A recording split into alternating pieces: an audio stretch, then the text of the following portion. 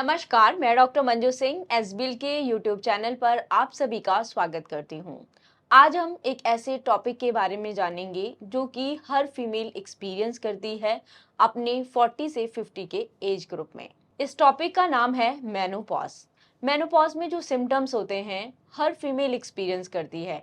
कोई फीमेल इससे नहीं बचती है, जैसे कि हॉट फ्लैशेस, एकदम से मूड चेंज हो जाना, एकदम से घबराहट होना।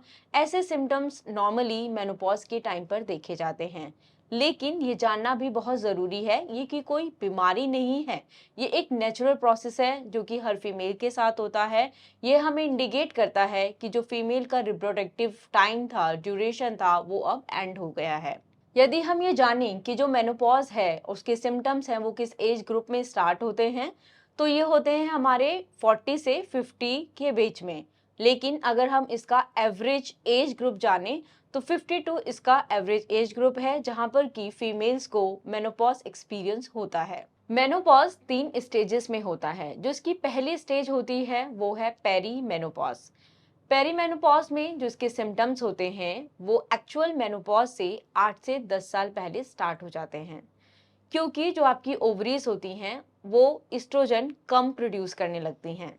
नॉर्मली जो इसके सिम्टम्स आते हैं वो आपके 40s में आते हैं। ये सिम्टम्स जो होते हैं कुछ महीनों से कुछ सालों तक हो सकते हैं। इसके जो सिम्टम्स आते हैं फीमेल्स को, जैसे कि फीमेल्स के पीरियड्स इरेगुलर हो सकते हैं, हॉट फ्लशेस हो सकते हैं, मूड स्विंग हो सकते हैं। दूसरी स्टेज है मेनोपॉज। इसमें जो पीरियड्स होते हैं फीमेल्स में वो बिल्कुल बंद हो जाते हैं। लेकिन जब पीरियड्स बंद हो रहे हैं तो वो लगातार 12 महीने यानी कि 1 साल के लिए बंद होने चाहिए। इस टाइम पे जो आपकी ओवरीज होती हैं वो एग्स रिलीज करने बंद कर देती हैं और जो एस्ट्रोजन है वो भी काफी कम मात्रा में प्रोड्यूस होता है। इसमें जो सिम्टम्स आएंगे फीमेल्स को, जैसे कि हॉट फ्लशेस होते हैं, नाइट स्वेट हो गया, एंजाइटी हो गई और मूड स्विंग्स जो होते हैं, ऐसे सिम्टम्स की जो इंटेंसिटी होती है वो और बढ़ जाती है।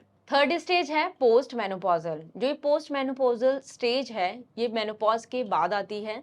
इसमें जो सिम्टम्स होते हैं जैसे कि हॉट फ्लशेस हो गए, मूड स्विंग हो गया, एंजाइटी हो गई, वीकनेस हो गई, ये सारे सिम्टम्स की जो इंटेंसिटी होती है वो कम हो जाती है। लेकिन ये सिम्टम्स जो होते हैं वुमेन की लाइफ में थ्रू आउट रहते हैं। लेकिन ऐसा नहीं है कि हमेशा ऐसे ही रहेंगे, इनको हम ठीक भी कर सकते हैं, कुछ एक्टिविटीज कर ली इसके थ्रू। अब हम बात करते हैं कि जो मेनोपॉज के सिम्टम्स होते हैं वो क्या होते हैं।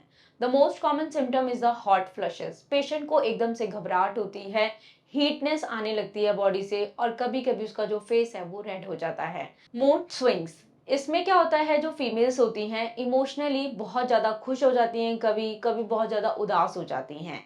इसके बाद आता है कि जो फीमेल्स होती हैं उनके पीरियड्स इरेगुलर हो सकते हैं, वजाइना जो होती है उसमें ड्राइनेस बहुत ज़्यादा हो सकती है, ब्रेन फॉग की कंडीशन हो सकती है जिसमें कि फीमेल्स जो चीज़ें होती हैं उनको याद करने में दिक्कत होने लगती है।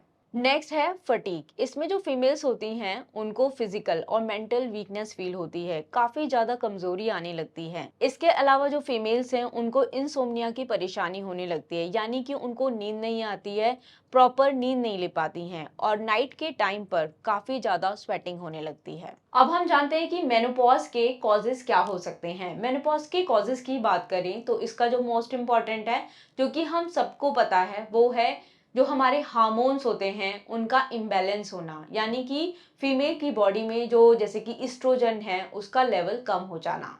सेकंड इसमें आ सकता है कि ओवरीज की कोई सर्जरी हुई है। थर्ड इज कीमोथेरेपी या फिर रेडियोथेरेपी भी हो सकता है। अब हम बात करते हैं कि मेनोपॉज की वजह से फीमेल्स को क्या कॉम्प्लिकेशंस हो सकती हैं, कौन सी ऐसी मेडिकल डिजीज कंडीशंस हैं जिनका रिस्क बढ़ सकता है। तो सबसे पहले आता है इसमें जो हार्ट से रिलेटेड डिजीज कंडीशंस हैं उनका जो रिस्क है वो बढ़ सकता है। सेकेंड इज ऑस्टियोपोरोसिस हो सकता है। थर्ड, यूरिन पर कंट्रोल ना रहना, सेक्सुअल प्रॉब्लम्स का बढ़ जाना और एंड में वेट गेन हो जाना। जैसा कि अब हम सबको पता चल गया है कि जो मेनोपॉज है वो एक नेचुरल प्रोसेस है जो कि फीमेल्स में होता है। लेकिन जो इसके सिम्टम्स हैं हर फीमेल में अलग अलग हो सकते हैं, उसकी इंटेंसिटी अलग हो सकती है। इसके लिए आपको घबराने की जरूरत नहीं है, आप होम्योपैथी का सहारा ले सकते हैं। होम्योपैथी जो मेनोपॉज के सिम्टम्स होते हैं उनमें काफी अच्छे से हेल्प करती है। देखा जाए जो अदर सिस्टम ऑफ मेडिसिन हैं उनमें मेनोपॉज के टाइम पे जो आपकी हार्मोन रिप्लेसमेंट थेरेपीज दी जाती हैं, लेकिन जो होम्योपैथी है इसमें पेशेंट को पर्सन को एज अ होल देखा जाता है। होम्योपैथी फिजिकल सिम्टम्स के साथ साथ आपके मेंटल सिम्टम्स पर भी काम करती है। तो ये कहना गलत नहीं होगा कि आप मेनोपॉज के सिम्टम्स के लिए होम्योपैथी को अपनी फर्स्ट चॉइस बना सकते हैं। लेकिन तब भी आप होम्योपैथी की दवाइयां ले रहे हैं तो अपनी नज़दीकी होम्योपैथी डॉक्टर से अवश्य संपर्क करें, क्योंकि जो होम्योपैथी की मेडिसिन होती हैं हर व्यक्ति के लिए अलग होती है, क्योंकि होम्योपैथी में जो मेडिसिन हैं वो सिम्टम्स के बेसिस पर दी जाती हैं। अब जानते हैं कि ऐसे कौन से लाइफस्टाइल चेंजेस हैं जो कि मेनोपॉज में सपोर्ट कर सकते हैं। सबसे पहले आप एक्सरसाइज स्टार्ट कर सकते हैं। कैसे करेंगे? सबसे पहले आप वॉक करना स्टार्ट कीजिए, आप योगा कर सकते हैं, स्विमिंग कर सकते हैं। इससे जो आपके मेनोपॉज के टाइम के जो सिम्टम्स होते हैं जैसे कि मूड स्विंग हो गया, स्ट्रेस हो गया, वीकनेस हो गया, उन सभी सिम्टम्स में ये एक्सरसाइजेस आपको काफी हेल्प करेंगी। सेकेंड, आप अपनी डाइट को इम्प्रूव कर सकते हैं। कैल्शियम रिच डाइट लेनी है आपको। ग्रीन लीफी वेजिटेबल्स जो होते हैं, फ्रेश फ्रूट्स लेना स्टार्ट कीजिए। जूस लेना आप स्टार्ट कर सकते हैं। आलमंड्स हो गए, फ्लैक्स सीड्स हो गए, आप इन सब चीज़ों को अपनी डाइट में इंक्लूड कर सकते हैं और आपको ये सभी चीज़ें पूरे दिन भर और आपके जो मेनोपॉज का पीरियड है उसमें आपको एक्टिव रखेंगी। लास्ट है स्ट्रेस मैनेजमेंट। मेनोपॉज के टाइम पे काफ़ी फीमेल्स काफ़ी स्ट्रेस में रहती हैं कि हमें ये क्या अजीब सी चीज़ें फील हो रही हैं, लेकिन आप सभी को इनसे घबराने की ज़रूरत नहीं है। आप इसके लिए मेडिटेशन स्टार्ट कर सकते हैं, कहीं अपने फ्रेंड सर्कल में जा सकते हैं और जो डिफरेंट आउटडोर या इंडोर एक्टिविटीज़ हैं आप अपने आप को उनमें इन्वॉल्व रख सकते हैं।